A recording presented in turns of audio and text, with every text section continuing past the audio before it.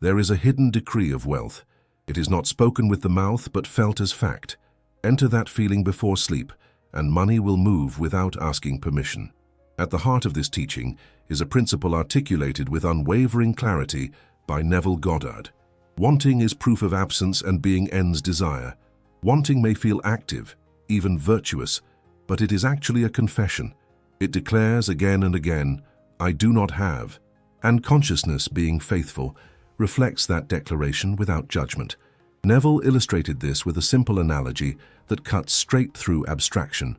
Wanting food never feeds you. You can desire it intensely, imagine it vividly, even talk about it endlessly. But hunger ends only when eating begins. In the same way, wanting money does not produce wealth. It sustains the experience of not having it. This reframes the idea of money rules entirely. These are not strategies, tips, or external systems designed to manipulate numbers or markets. They are laws of consciousness, impersonal and exact, operating whether one understands them or not. They govern how reality responds to the state a person occupies within themselves.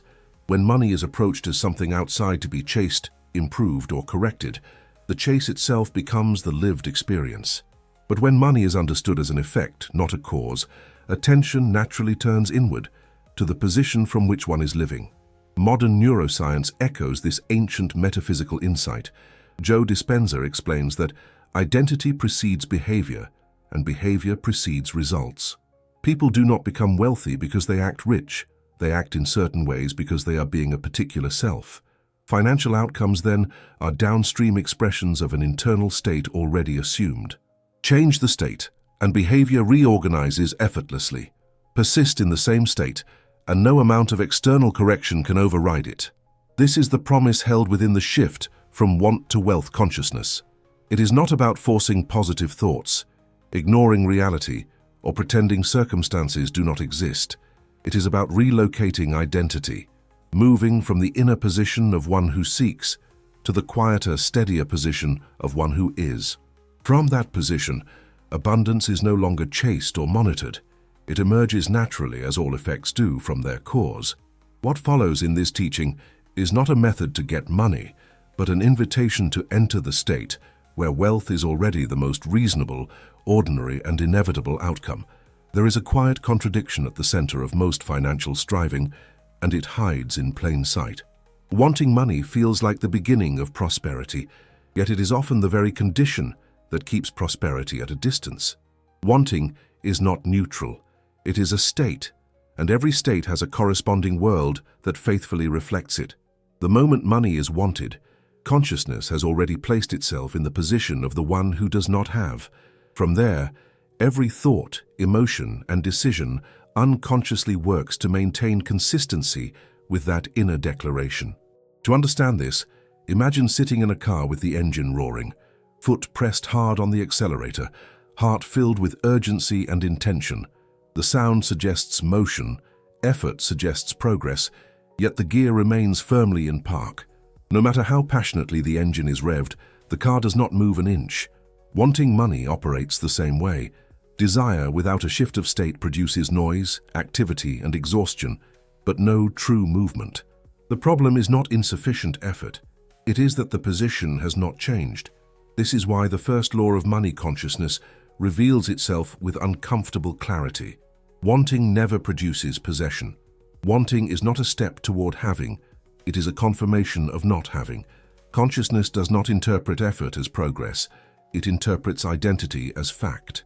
When awareness repeatedly returns to the absence of money, the second law asserts itself just as impersonally. Awareness of lack multiplies lack.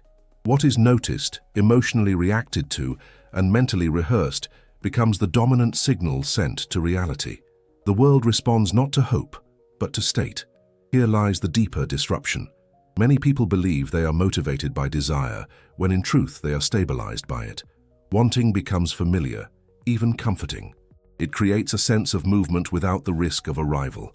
As long as money remains something to be pursued, the identity of the pursuer remains intact. But consciousness cannot serve two masters.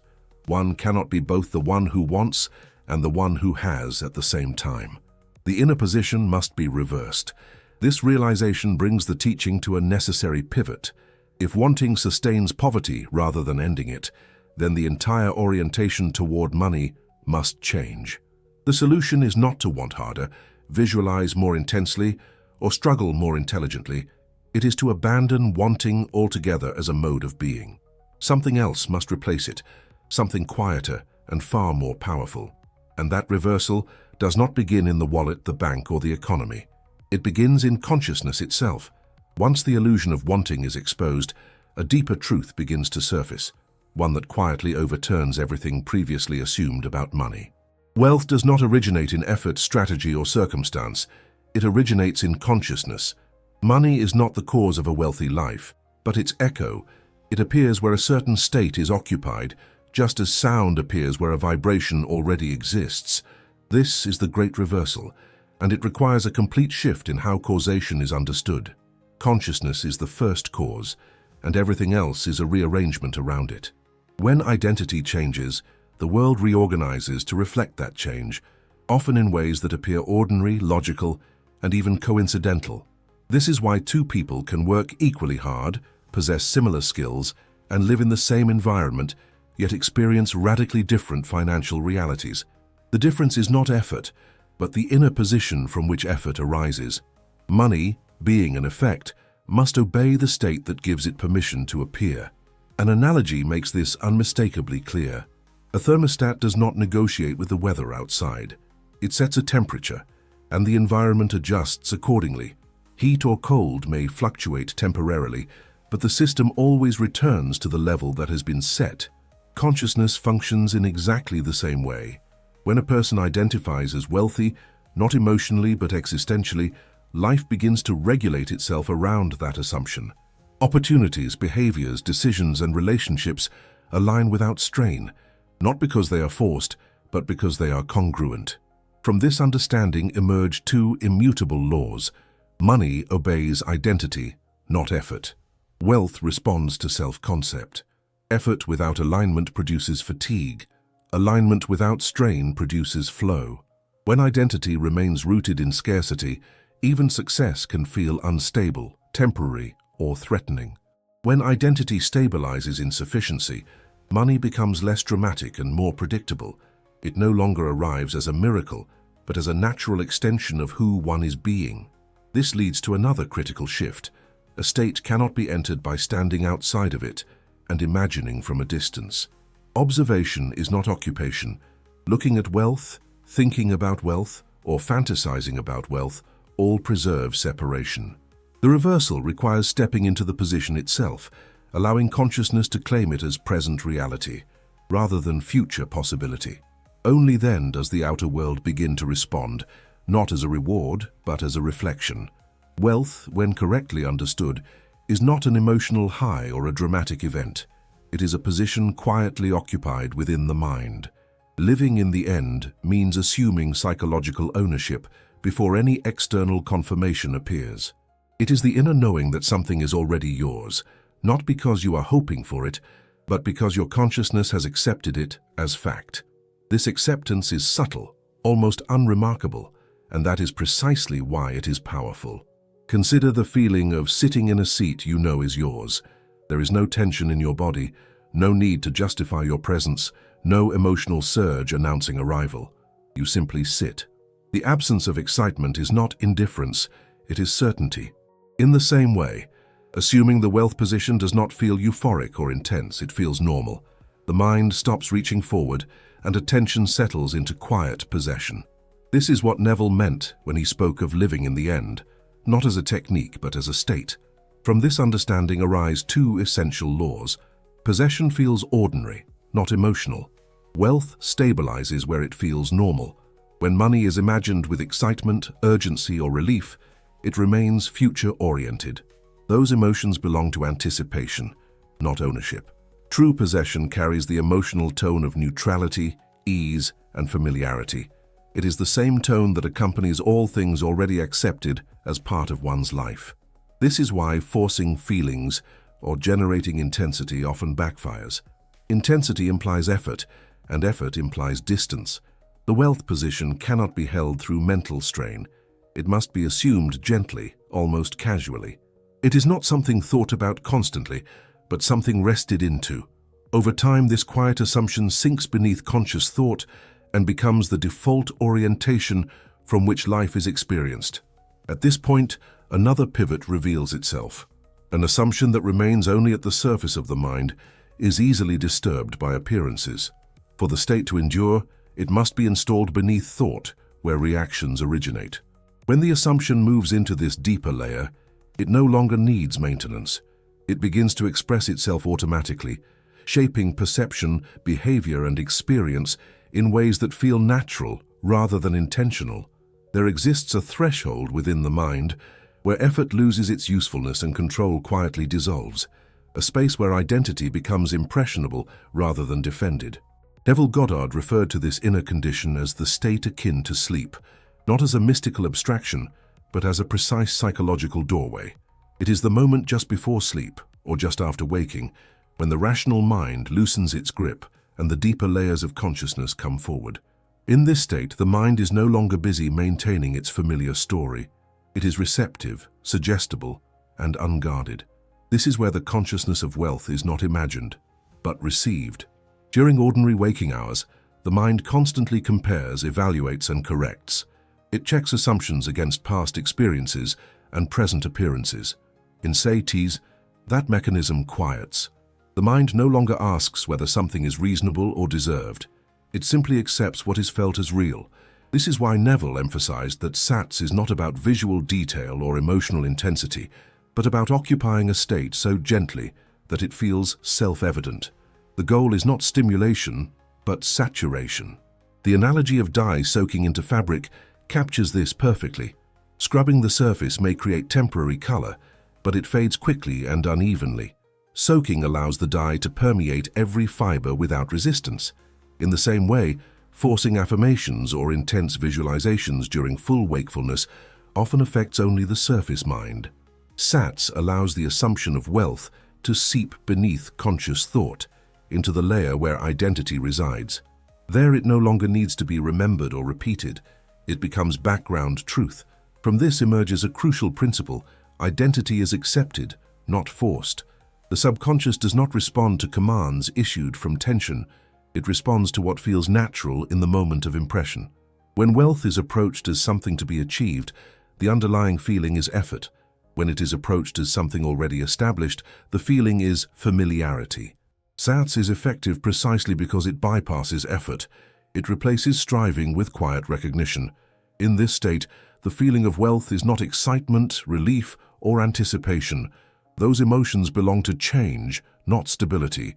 The feeling that installs identity is calm, settled, and ordinary. It resembles the feeling of knowing where you live, knowing your name, or knowing your place in the world. There is no emotional charge around these facts. They simply are. When wealth is assumed in satis with that same neutrality, the mind accepts it without question. Once this acceptance occurs, a subtle internal conflict often arises. The old identity does not disappear instantly. It has momentum built from years of repetition. Familiar thoughts of concern, monitoring, or doubt may surface unexpectedly. Emotional reactions tied to lack may reappear without obvious cause. This is not regression, it is adjustment. Consciousness is reorganizing, and the previous state is attempting to reassert itself simply because it has been dominant for so long. This resistance serves a purpose. It reveals where attachment to the former identity still exists, not as something to fight, but as something to be outgrown. As the new assumption of wealth continues to occupy the deeper layers of the mind, these reactions lose their intensity. They appear, pass through awareness, and dissolve without requiring engagement. The individual is no longer trying to correct them because the center of gravity has shifted. Gradually, the experience of life begins to feel different in subtle ways. Decisions are made with less hesitation. Opportunities feel less intimidating. Money-related situations provoke less emotional response. None of this feels dramatic. In fact, the most reliable sign that SATS has installed a new state is the absence of urgency. The individual stops checking internally to see whether it is working.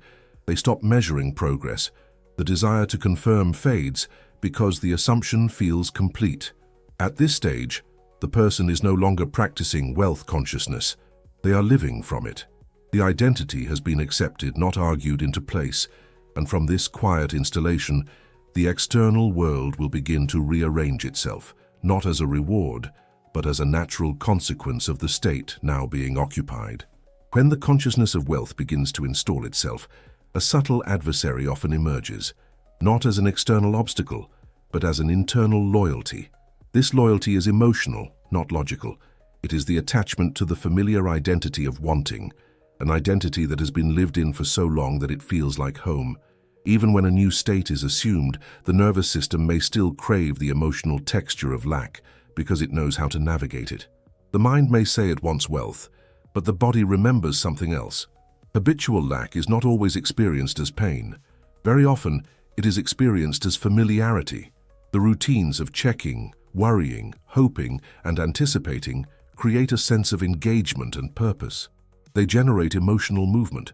When those patterns begin to dissolve, an unexpected emptiness can appear. This emptiness is not absence of wealth, it is absence of drama. And for many, drama has been confused with aliveness. This is why the wanting identity can feel strangely comforting. It offers emotional stimulation through cycles of hope and disappointment, effort and frustration. Letting go of that identity can feel like stepping into silence. The mind may interpret that silence as loss, even though it is actually stability. The transition can feel disorienting, not because something valuable is being taken away, but because something familiar is no longer present. An analogy makes this clearer. Imagine leaving a loud, chaotic room and stepping into a quiet space. At first, the silence feels unnatural. The ears almost strain to find noise. The body may even feel restless, as if something is missing, yet nothing is wrong. The nervous system is simply adjusting. In the same way, when the emotional turbulence of wanting subsides, the calm of sufficiency can initially feel empty or dull. But this calm is the emotional signature of wealth. From this dynamic emerges another law of consciousness. Emotional drama repels wealth stability. Wealth does not flourish in states of emotional volatility. It stabilizes where there is composure, neutrality, and inner sufficiency. This does not mean suppressing emotion or becoming detached from life. It means that money is no longer used as a source of emotional regulation. When wealth is expected to provide excitement, relief, or validation, it becomes unstable. When it is allowed to be ordinary, it becomes consistent. As the old wanting identity loosens its grip, moments of nostalgia for the former self may arise. Thoughts may surface that romanticize struggle or reframe lack as motivation. These thoughts are not truths, they are echoes. They belong to a state that is losing relevance. Engaging with them reactivates the old position. Allowing them to pass without identification weakens their influence. This is where detachment quietly reveals its meaning. Detachment is not indifference, and it is not withdrawal. It is the absence of emotional dependence. When money no longer determines inner stability, consciousness has matured. The individual no longer needs to feel something dramatic about finances to feel secure. Calm becomes the new normal. Over time, this emotional neutrality extends beyond money. Life itself begins to feel less reactive. Situations are met with steadiness rather than urgency. Choices are made without inner conflict. This is not passivity, it is coherence. The inner world is no longer divided between desire and frustration. It is unified around a settled sense of being. At this point, the adversary loses its power. The wanting identity fades, not because it is fought, but because it is no longer needed. What replaces it is not constant satisfaction, but quiet sufficiency. And from that sufficiency, wealth can finally stabilize, not as something chased or clung to, but as something that simply belongs.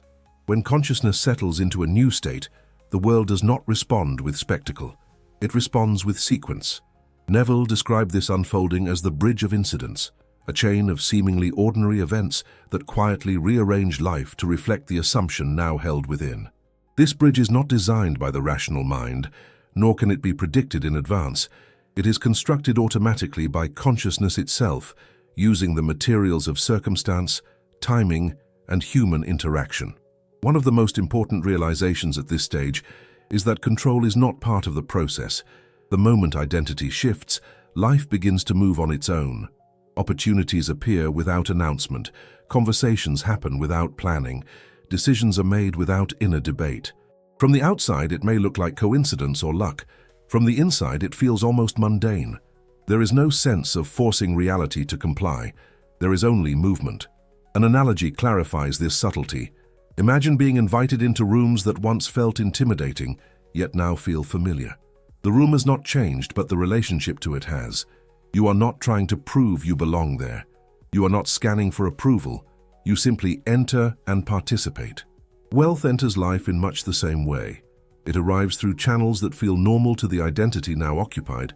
When consciousness shifts, what once seemed unreachable becomes accessible without drama. This is why wealth rarely arrives through sudden theatrical events once the state is stable. It moves through existing systems, relationships and structures, but in reconfigured ways.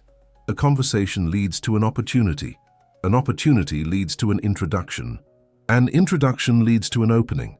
None of these steps announce themselves as destiny. They feel reasonable, even obvious. This is one of the governing laws of manifestation. Wealth arrives through normal channels. Another law follows closely behind it. No announcement precedes true increase. When something must declare itself loudly, it is often compensating for instability. Real growth does not need validation. It integrates quietly into life. The bank balance changes. The workload shifts. The quality of decisions improves. None of this feels shocking. It feels aligned. This calmness often surprises those who have been conditioned to expect excitement as proof of success. There is a cultural narrative that wealth should feel exhilarating, relieving, or intoxicating. But those emotions belong to contrast, not continuity. When wealth arrives as a reflection of identity, it does not produce emotional spikes. It produces steadiness. The nervous system remains regulated. The mind does not rush to interpret meaning. Life simply adjusts. At this point, impatience can arise if one expects visible confirmation on a specific timeline, but impatience itself signals a return to monitoring. The bridge of incidents does not respond to urgency. It responds to consistency of state. When consciousness remains settled, the bridge completes itself without interruption. Attempts to hurry it often reintroduce the old identity of wanting, which slows the process rather than accelerating it. Another subtle feature of the bridge is that it often requires participation without awareness of significance. Actions are taken not because they feel pivotal, but because they feel appropriate. Looking back, these moments may later be recognized as turning points. In the moment, they feel ordinary. This ordinariness is the signature of alignment. When something is truly in harmony with identity, it does not feel like a gamble. It feels like the next step. As this process continues, trust deepens naturally, not as blind belief, but as experiential knowing. The individual sees, again and again, that life responds without coercion. Effort is replaced by responsiveness. Strategy is replaced by presence. The bridge unfolds not as a dramatic crossing, but as a path already underfoot. This is why true wealth feels calm, not thrilling. It does not need to announce itself, justify itself, or defend itself. It arrives quietly, integrates smoothly, and stays. And by the time it is recognized as wealth, it has already been present for some time, living unnoticed in the natural flow of a consciousness that has finally learned how to receive. There comes a moment in the evolution of wealth consciousness when effort gives way to rest, not because everything is finished, but because nothing needs to be managed anymore. Neville referred to this moment as the Sabbath, a psychological state of completion, where the mind ceases its habitual checking and correcting. In the context of wealth, the Sabbath is not a financial milestone. It is an inner condition. It is the point at which sufficiency is no longer questioned. Monitoring money is rarely about numbers alone. It is about reassurance. It is the mind's attempt to confirm safety by repeatedly consulting external indicators. Balances are checked, outcomes are projected, and future scenarios are mentally rehearsed. This behavior appears practical, yet beneath it lies uncertainty. Consciousness has not fully rested in the assumption of provision, so it continues to look outward for confirmation. An analogy makes this distinction clear. When you trust a clock, you do not check it every minute to see if time is still moving. You glance when needed and move on. Constant checking would not make time pass more accurately. it would only reveal doubt. In the same way, when wealth is truly assumed, attention naturally withdraws from constant financial observation. Money becomes part of the environment, not the focus of awareness. This reveals a quiet but powerful law: monitoring signals insecurity. Where there is true sufficiency, there is no compulsion to verify. This does not mean ignorance or irresponsibility. It means that money no longer occupies the center of consciousness. Decisions are made without emotional dependence on outcomes. Planning occurs without anxiety. The inner posture is one of trust, not vigilance. The Sabbath of wealth is often misunderstood as passivity. In truth, it is integration. Actions still occur, responsibilities are still met, and choices are still made. The difference lies in the absence of inner strain. There is no sense of fighting circumstances or negotiating with reality. The mind is no longer braced for loss or chasing gain. It rests. This rest is not forced. It emerges naturally once identity stabilizes. When wealth feels normal, there is nothing to watch. The mind stops scanning for signs because it already knows the conclusion. This knowing is not intellectual, it is embodied. The nervous system relaxes. The breath deepens. Attention returns to life itself rather than its measurement. As this state deepens, something subtle occurs. Awareness lifts to a higher level, one less entangled with outcomes. Money becomes contextual rather than central. It supports life instead of defining it. This shift often brings clarity in other areas as well. Relationships become less transactional, work becomes less performative. Choices align more closely with values rather than fear. The Sabbath also dissolves the illusion that wealth must be defended. Many people believe that constant attention is what keeps money from disappearing. In reality, constant attention often keeps insecurity alive. Wealth stabilizes where it is trusted. Just as the body knows how to breathe without supervision, consciousness knows how to sustain what aligns with its state. When the Sabbath is reached, there is a noticeable absence of urgency. The future no longer feels like something to outrun or secure. It feels like a continuation of what is already established. This does not eliminate challenges or fluctuations, but it changes the relationship to them. They are met without panic, interpreted without catastrophe, and resolved without emotional upheaval.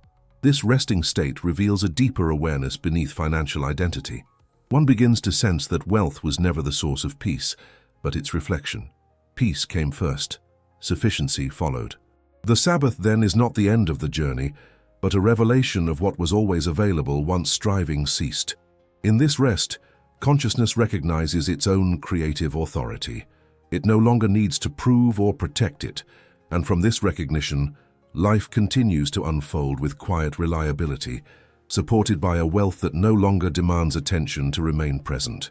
At a certain stage, money quietly loses its psychological importance, not because it disappears, but because its role changes. It no longer stands as proof of safety, worth, or success. Instead, it becomes functional, contextual, and secondary. This shift marks a deeper realization. Wealth was never the final aim, but a symbol pointing towards something more fundamental. What was truly sought through money was stability, freedom, and self-trust. When consciousness stabilizes, it becomes clear that these qualities arise from identity, not from accumulation. Money followed the inner position that had already been assumed. The outer changes simply mirrored an internal recognition that had already taken place.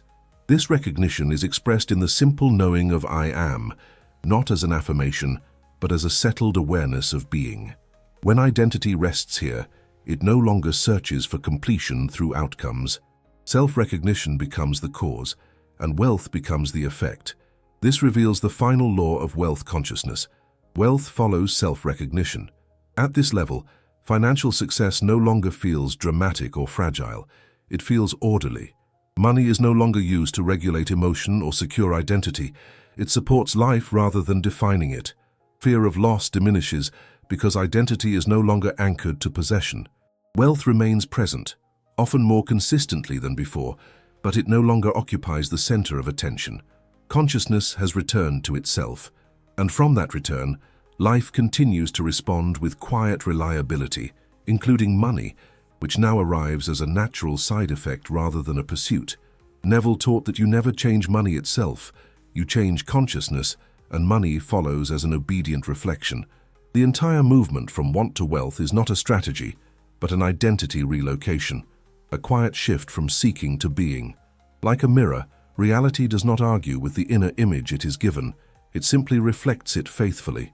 This is why sustained inner change, as also emphasized by Joe Dispenza, restructures external outcomes without force. When consciousness rests, effort dissolves, and sufficiency stabilizes. In the end, wealth is not achieved but revealed, echoing Neville Goddard's reminder that you are already that which you seek.